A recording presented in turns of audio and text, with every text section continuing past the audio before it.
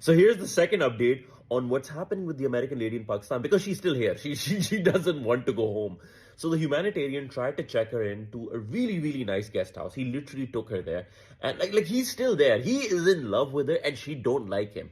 So he took her there, and as usual, she was at her best, at her worst behavior. She started shouting at the hotel staff, and the hotel staff started panicking, and they were like, "Why is she here?" And then along with that, like not just that, what happened was like the entire media.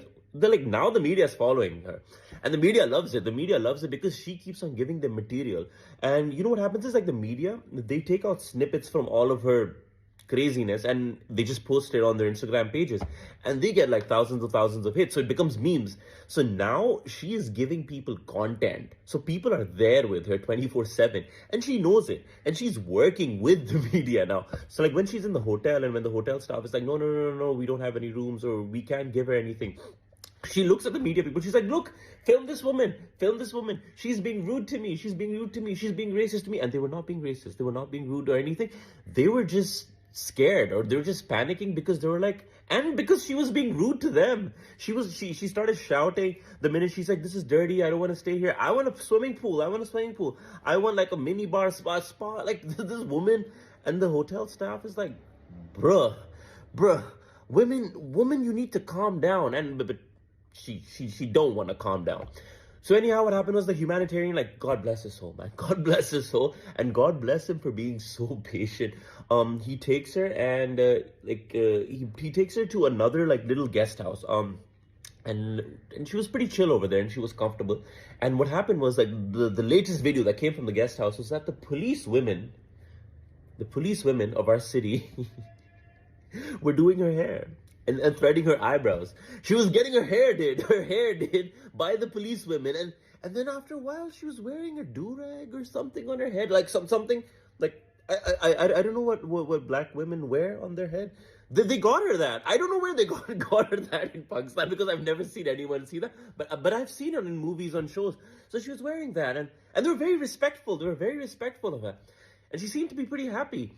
And then later on, I think she went back to the apartment complex because she's made friends there. Now she's a part of the neighborhood. She's a part of the hood. So like she went and she was meeting her old friends over there, and they were chilling on like those garden chairs. And I think she was shouting at someone. Oh yeah, she was ranting. So they were asking her about the humanitarian. They were asking her for the deets of the day. What just happened? And she was telling them, she's like, I don't like that humanitarian. They're like, why don't you like him? He's so respected in Pakistan. She's like, no, I don't like him. Man makes no effort. Like now he's in line for her, like, you know, for her hand. She's like, man makes no effort, wears the same clothes every day, wears green clothes. Look, he's a humanitarian, so because he's a humanitarian, he has to lead a very simple life, and people watch him all the time. So he's not one who's going to be dressed in Gucci, Armani. He literally wears the same clothes every day. But she's like, I don't like him. Man makes no effort, wears ugly clothes, has long beard, and she was going on a rant. And you know, but by the way, her friends, her gang, they were like, no, he's a very respected man, and he is respected. So like, you know, in Pakistan, when someone's a humanitarian, you don't talk badly about them because they're doing so much for society. So, but this woman was like, she was on another tangent. So like, you could tell that the gang was just feeling a bit uncomfortable. So they wanted to change the topic. They're like, you know, forget about it. Let's have a cigarette. Let's smoke. She's like, yeah, let's have a cigarette. And then she puts a cigarette and they light it up, and they're like, I was like, what the hell is even happening? What show is this? It is absolute batshittery. It is batshittery.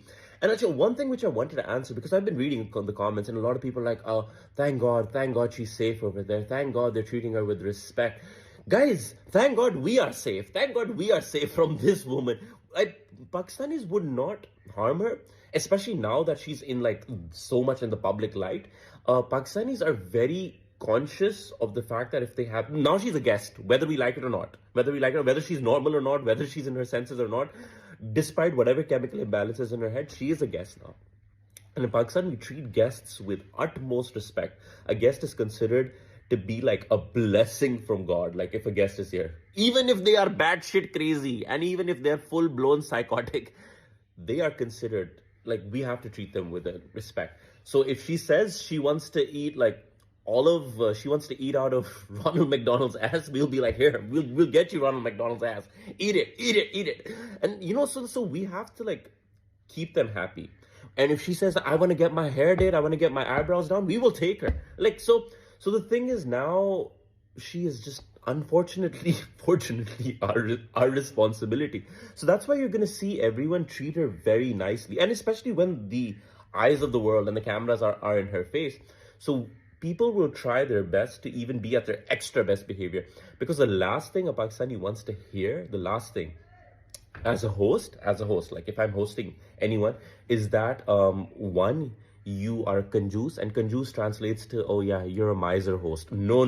I do not want to be seen as a miser. I will spend all my money, but I want to see my host happy, and I want to see my host talk nicely of me, one.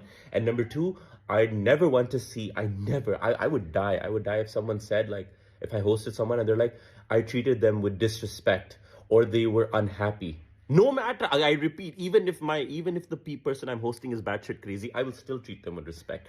So yeah, unfortunately now, Onaija is Pakistan's daughter-in-law, and we have to deal with it. As your president used to say, America, when you're sending your people, you're not sending the best.